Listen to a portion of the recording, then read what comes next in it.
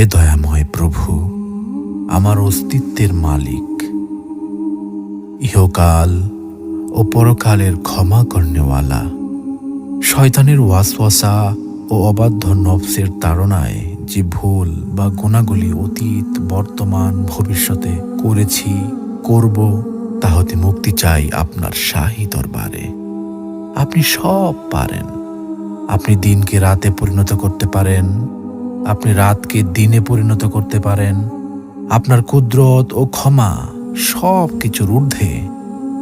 আপনি কারো কাছে জবাবদিহিতা করেন না। আপনি রাজাধিরাজ। আপনার মহিমা যে ভাষাই লিখি না কেন, সবই ম্লান হয়ে যাবে আপনার শানে।